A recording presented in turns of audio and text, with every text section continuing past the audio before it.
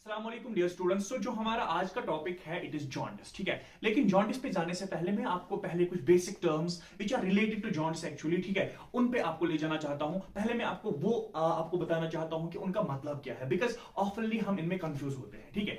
सो जो first term है that is hyperbilirubinemia, ठीक है, which is related to jaundice, ठीक है। तो हाइपरबिलिरुबिनेमिया क्या है? It is the excess levels of bilirubin level, या हम बोलेंगे कि अगर bilirubin level greater than normal level है। What is the normal bilirubin level? It is 0.2 to 1.2 mg per dl. Some books say that it is 0.3 to 1.1 or 1 mg per dl, ठीक है। There is slight variation that usually we consider 0.2 to 1.2 mg per dl. हम बोलते हैं normal bilirubin level है एक इंसान की body में। अगर इससे ज्यादा जो लेवल है वो एलिवेट होगी, इससे ज्यादा बढ़ गई, हम बोलते हैं इस पेशेंट में हाइपरबिलिरुबिनेमिया है, ठीक है। बट हमें एक चीज याद रखनी है कि यूजुअली बहुत सारे लोग बोलते हैं कि हाइपरबिलिरुबिनेमिया ही जॉन्डिस है, ठीक है, but it is not true. Hyperbilirubinaemia he jaundice नहीं है। अब जॉन्डिस क्या है?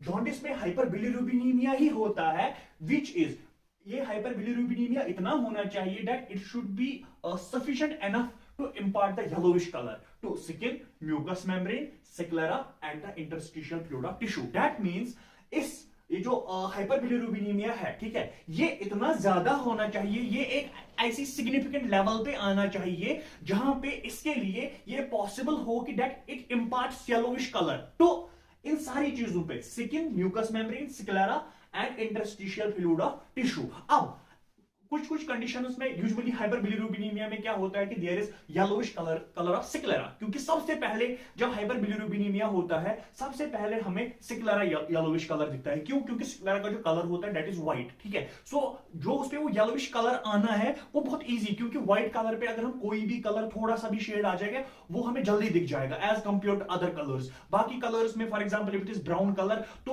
उसमें एक उतना ज्यादा लेवल होना चाहिए बिलिरुबिन का कि वो येलोविश कलर इंपार्ट कर सके। बट व्हाइट कलर पे अगर थोड़ा सा भी बिलिरुबिन लेवल हायर होगा तो हमें इजीली वो येलोविश कलर दिखाई देता है। इसीलिए यूजुअली जब कोई जॉन्डिस का पेशेंट होता है हम उसकी मतलब जैसे फॉर एग्जांपल हम उसके आईज चेक करते हैं, yellowish colour of the sclera in the sclera of the eyes, ठीक है। बट जॉन्डिस हम तभी बोलते हैं, आप याद रखिएगा, कि when hyperbilirubinemia is there but that hyperbilirubinemia is at that significant level that it can impart yellowish color to skin, mucous membrane, sclera and interstitial fluid of the tissue, ठीक है। ये है जॉन्डिस। अब coming to next point that is icterus, जो कि मैंने आपको यहां पे ही बताया कि सबसे पहले अगर हम देखेंगे skin, mucous membrane, sclera and interstitial fluid of tissue, अगर हम इन चारों में देखेंगे सबसे पहले किस पे आएगा येलोविश कलर, हमें कहां पे दिखेगा, ठीक है। लाइक फॉर एग्जांपल हमारी बॉडी में बिलिरुबिन लेवल थोड़ी थोड़ी बढ़ रही है, सबसे पहले हमें येलोविश कलर दिखेगा स्क्लेरा पे, ठीक है। लेकिन एट दैट टाइम हमें mucous membrane for example, interstitial fluid of tissue या दिस स्किन, इस पे हमें अभी वो नजर नहीं दिखाई दे रहा होगा वो येलोविश कलर, बट स्क्लेरा पे हमें दिखाई दे रहा होगा। क्यों? एक रीजन है कि ये जो स्क्लेरा है इसका कलर व्हाइट है। Another is that some scleral connective tissues have affection, हम बोलेंगे कि they bind easily with the bilirubin, ठीक है। जो स्क्लेरा है इसके कुछ connective tissues they easily bind with this bilirubin, जिसकी वजह से हम बोलेंगे कि अगर थोड़ा सा भी बिलिरुबिन लेवल इंक्रीज होता है तो सबसे पहले हमें जो स्क्लेरा है इसमें येलोविश कलर दिखाई देगा, ठीक है।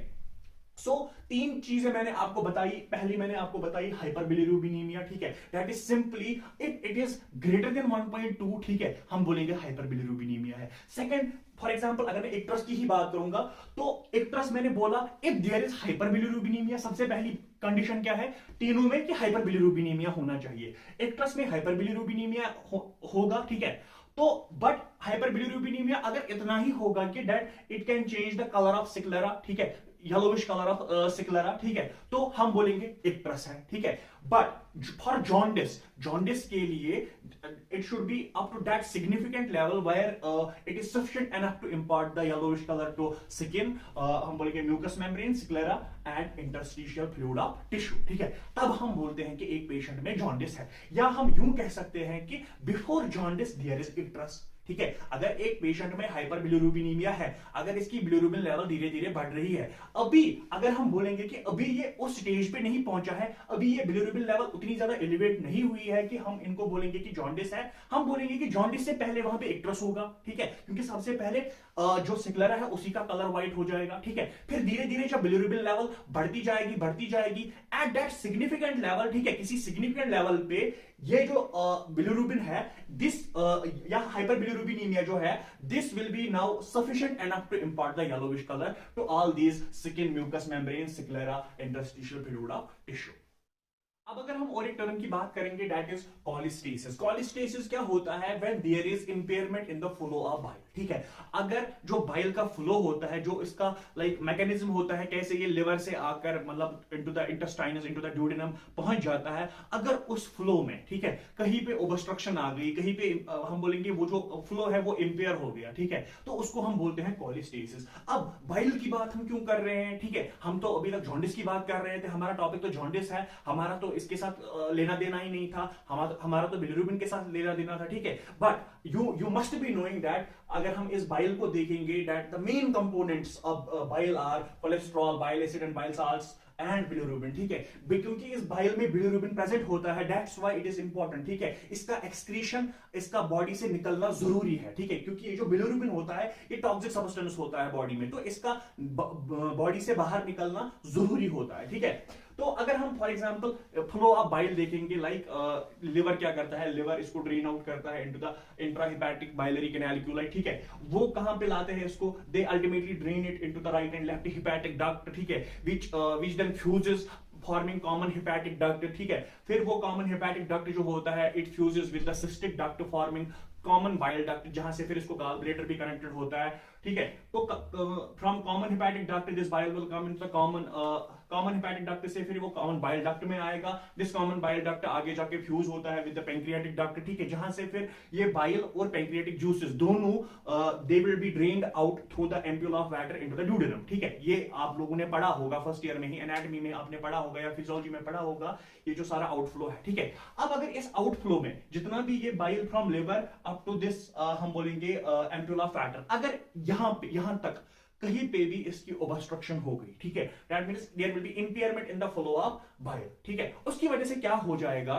उसकी वजह से क्या होता है, क्योंकि इसमें बाइल आगे नहीं जा पाएगा, ठीक है, it will not come into the duodenum, ठीक है, तो इस बाइल में क्या प्रेजेंट है, इसमें बिलिरुबिन प्रेजेंट है, दैट मींस वो जो बिलिरुबिन होगा मे बी वो रिएब्सॉर्ब हो सकता है, ठीक है, उसकी रिएब्सॉर्प्शन हो सकती है, जिसकी वजह से इस बिलिरुबिन की लेवल फिर से बढ़ जाएगी ब्लड में, that means there will be a condition known as hyperbilirubinemia, ठीक है। तो मैं आपको ये टर्म्स क्यों बता रहा था कि क्योंकि हम ऑफनली विद जॉन्डिस हम इन सारी टर्म्स को यूजुअली एक साथ ही यूज करते हैं, ठीक है, तो इट इज नेसेसरी कि हम एग्जैक्ट मीनिंग जाने इन टर्म्स की, सो दैट कि हमें फिर टॉपिक अच्छे से अंडरस्टैंड हो। We all know that this bilirubin is actually produced by the breakdown or lysis of the RBCs, ठीक है, after 120 days the RBCs are broken down, ठीक है, बिकॉज वो प्लास्टिसिटी लूज करते हैं क्योंकि उनके पास अपना न्यूक्लियस नहीं होता है, वो हम देखेंगे, that means from the breakdown of RBCs we get this bilirubin, ठीक है, उसी पे थोड़ा सा नजर डालेंगे। Actually this RBCs are produced in the bone marrow, ठीक है, when they come into the circulation after 120 days they lose their plasticity. Plasticity क्या होता है कि these RBCs can change the shape easily because they have to travel through the narrow spaces, ठीक है, बहुत सारी ऐसी narrow spaces होती है जहां पे उनको अपना shape, size वगैरह change करना पड़ता है to pass through those narrow spaces. But after 120 days जो इनके पास proteins होते हैं, ठीक है, जो इनके पास proteins होते हैं they lose their function, क्योंकि इसके पास न्यूक्लियस नहीं है, so it can not synthesise the new proteins, ठीक है, जो कि ये प्लास्टिसिटी वाला जो इसके पास एक हम बोलेंगे एक फंक्शन था या हम बोलेंगे एक कैरेक्टरिस्टिक फीचर था आरबीसीज के पास, ये वो वापस नहीं ला सकता है। Once those proteins will lose their function, this plasticity function will या हम बोलेंगे ये प्लास्टिसिटी वाला फीचर जो है ये चला जाएगा आरबीसीज के, ठीक है। तो अब जब इसके पास प्लास्टिसिटी है ही नहीं इन आरबीसीज के पास, that means they can not change their shape easily, that means they will get stuck into the narrow spaces, ठीक है, and circulation। अब ये जो narrow spaces होंगे वहां पे ये shapes अपनी change नहीं कर पाएंगे, that means they will get stuck there usually in splenic cords, जिनको हम cords of Billroth भी बोलते हैं, ठीक है, और भी जगहों पे ये stuck करता है। अब जब जो ही ये स्टक मतलब जो ही ये फंस जाते हैं into these narrow spaces, the neighboring macrophages gets activated and they will start a phagocytosis, they will start the phagocytosis in these RBCs. ठीक है, they will act on these RBCs and they will break down these RBCs into its different हम बोलेंगे components. वो हम आगे देखेंगे कि किन components में इन RBCs को वो break down करता है and कहां से फिर हमें bilirubin मिलता है. Now when RBCs are taken by macrophages, we need to break down this RBC into its components and throw them out of our body. ठीक है, तो ये RBCs को हम कैसे ब्रेक डाउन करते हैं, हम इसको मतलब मैक्रोफेजेस इसको इसके कुछ मेन कंपोनेंट इसमें ब्रेक डाउन करती है, like haemoglobin, proteins which is cytosolic proteins and membrane. क्योंकि इसमें न्यूक्लियस नहीं होता है तो वैसे कंपोनेंट्स इसमें नहीं होंगे. हम मेम्ब्रेन से स्टार्ट करेंगे. This membrane is further broken down into lipids and proteins. ठीक है, ultimately these lipids are broken down into free fatty acids and proteins will be broken down into amino acids. ठीक है, both of these free fatty acids and amino acids will be used by macrophages for their own purposes. ठीक है, वो इन दोनों को अपने लिए इस्तेमाल करेंगे. ठीक है, तो ये इसी के साथ चले गए. अब हम आते हैं प्रोटीन्स पे. क्योंकि हमने देखा यहां पे प्रोटीन्स को किस में ब्रेक डाउन कर रहे हैं, अमीनो एसिड में. तो सेम चीज जो साइटोसोलिक प्रोटीन्स होते हैं इनको भी ये अमीनो एसिड में ही ब्रेक डाउन करेगा.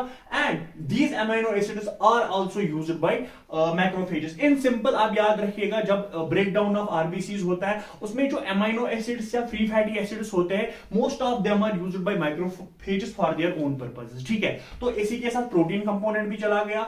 अब हम आते हैं हीमोग्लोबिन कंपोनेंट पे. अब this hemoglobin component is broken down into two. One is heme part, another is globin chain. ठीक है, this globin chain is further broken down into amino acids and that too are used by macrophages for their own purpose. ठीक है, अब हम यहाँ पे किसके साथ रह जाते हैं, with this heme component. ठीक है, this heme is further broken down into we will say iron. ठीक है, एक तो इसमें से आयरन बाहर आता है और जो इस हीम का जो बाकी बचा कुचा होता है वो रह जाता है, हम बोलेंगे रिमेन्स ऑफ हीम. ठीक है, तो हम पहले आते हैं आयरन पे. जब ये आयरन इससे बाहर आता है, जब ब्रेक डाउन ऑफ हीम होता है इससे आयरन बाहर आता है, this iron binds with a protein. ठीक है, this iron binds with a protein which is known as apoferritin. ठीक है, which is known as apoferritin, changing this iron into ferritin. ठीक है, इनका जो ये यहाँ पे हम बोलेंगे when this iron binds with apoferritin. ठीक है, ये जो कॉम्प्लेक्स बन रहा है इस कॉम्प्लेक्स को हम बोलते हैं फेरिटिन. ठीक है, अब ये जो फेरिटिन होता, ये जो फेरिटिन क्योंकि ये एक ही नहीं होता है, नंबर ऑफ आरबीसीज होते हैं. these feritins are put together like polymers of ferritin. ठीक है, they are like put together like feritins of like polymers of ferritin. ठीक है, ऐसे इनको हम मतलब they are put like into polymer chains. ठीक है, and this ferritin, ये जो which are put like the polymers of ferritin. ठीक है, ये जो ferritin which making the polymers of ferritin, इसको हम बोलते हैं hemosidrin. ठीक है, इसको हम बोलते हैं hemosidrin. यूजुअली हम इसको बोलते हैं this is stored form of iron. ठीक है, इसको बोलते हैं हम hemosidrin.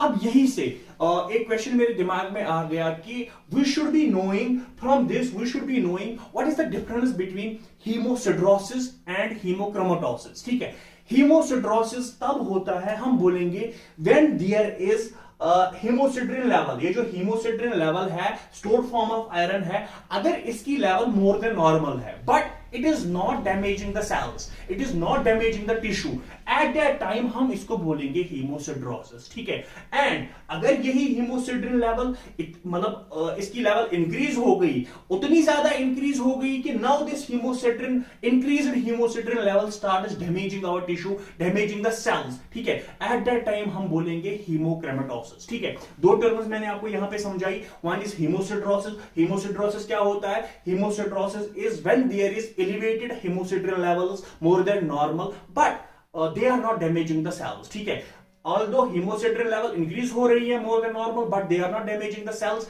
This is called a hemosiderosis. ठीक है, and if this hemosiderin level is more than normal, also damaging the cells, this is known as hemochromatosis. ठीक है, ये दो टर्म्स यहीं पे हो गई. ठीक है, now coming to the heme part, sorry this remains of heme. ठीक है, हमने देखा ये जो आयरन है यहाँ पे लास्ट में हमें हीमोसिड्रिन बनता है. ठीक है, अब जो ये रिमेन्स ऑफ हीम होते हैं, ठीक है, ये जो हीम का जो भी कुछ बचा कुचा होता है, इसको in presence of an enzyme heme oxygenase, ठीक है, in presence of an enzyme known as heme oxygenase, these remains of heme are converted into biliverdin. ठीक है, these are converted into biliverdin, and this biliverdin is further converted by an enzyme that is known as biliverdin reductase into bilirubin. ठीक है, and ये जो सारा process हो रहा है, ठीक है, ये जितना भी प्रोसेस हो रहा है, ये सारा प्रोसेस हो रहा है एक मैक्रोफेज के अंदर. ठीक है, दैट मीन्स ये सारा प्रोसेस जब खत्म हो जाएगा, लास्ट में हमें क्या चाहिए? ठीक है,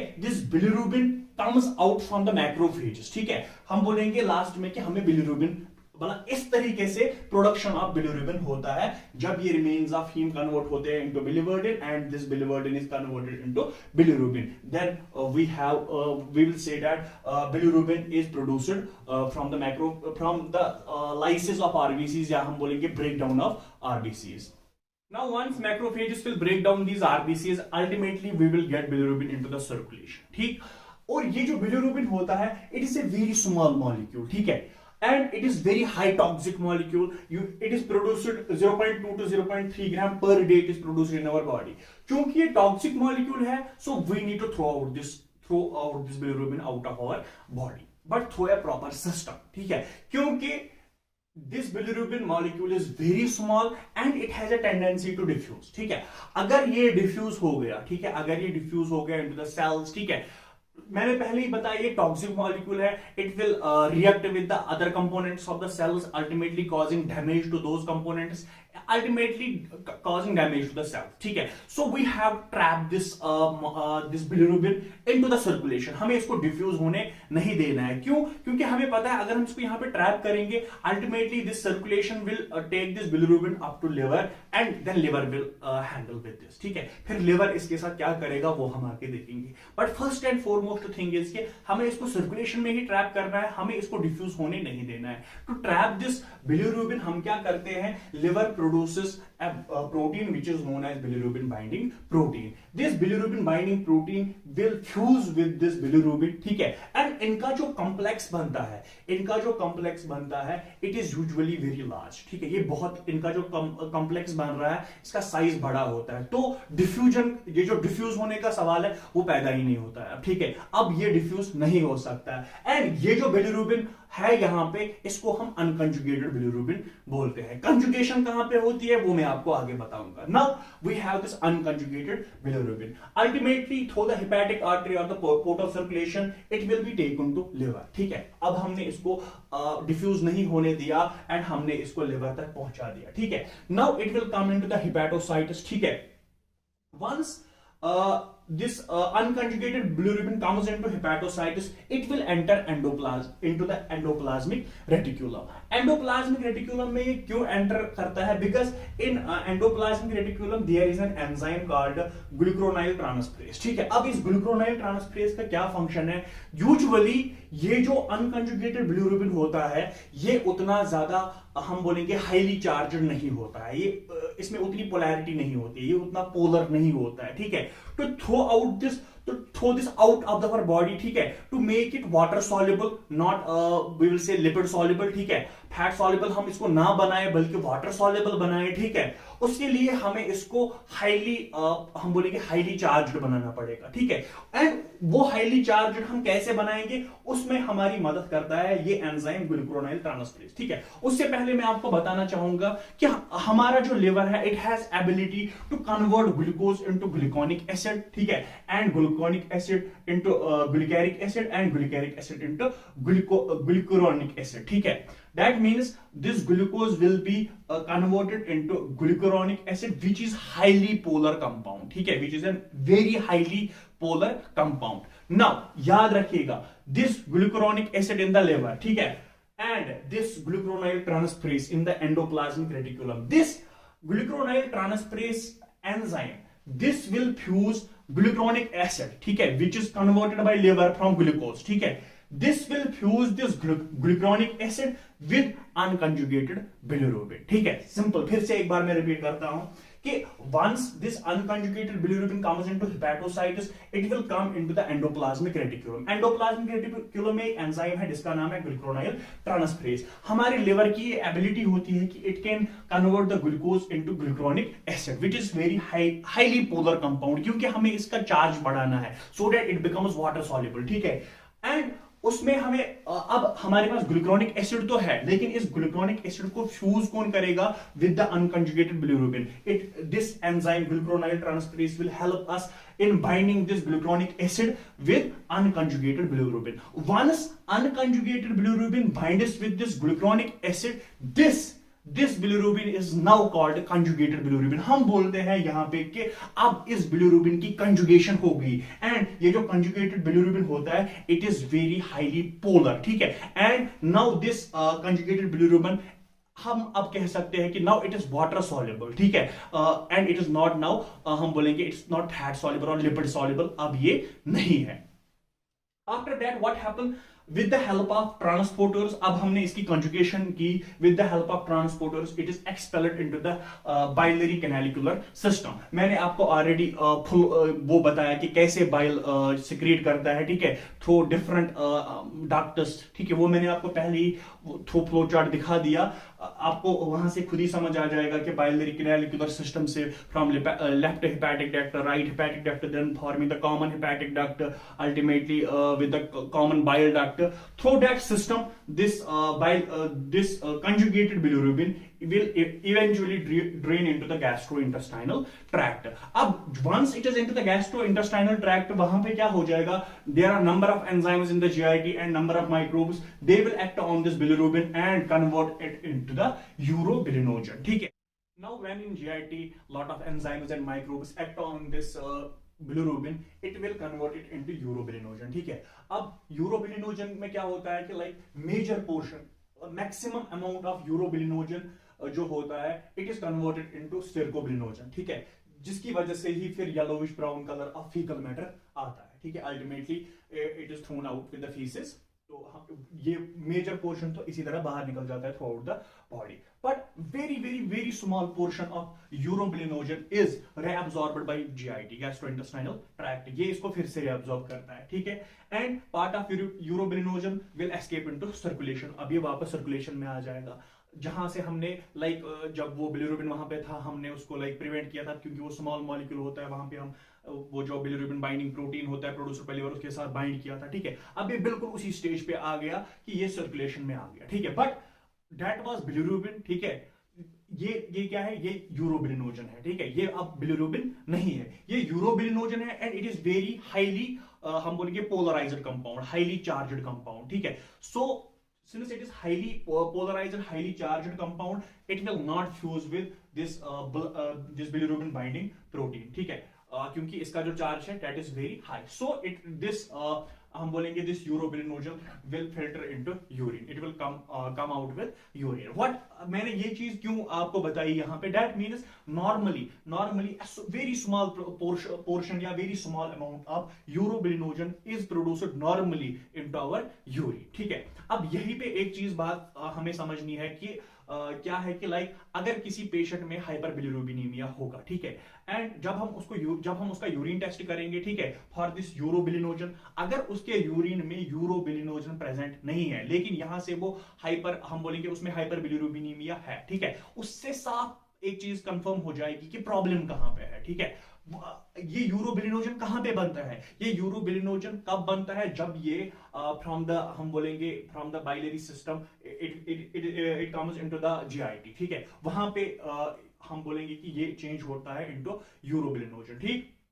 बट अगर हमारे यूरिन में यूरोबिलिनोजन प्रेजेंट है ही नहीं, दैट मीन्स ये जो यूरोबिलिनोजन है ये कभी GIT तक पहुंचा ही नहीं, सिंपल, ठीक है। अगर यूरोबिलिनोजन यूरिन में है ही नहीं, दैट मीन्स ये GIT तक पहुंचा ही नहीं, क्योंकि अगर ये GIT तक पहुंचेगा वहां से वो बिलिरुबिन कन्वर्ट हो जाएगा इनटू यूरोबिलिनोजन।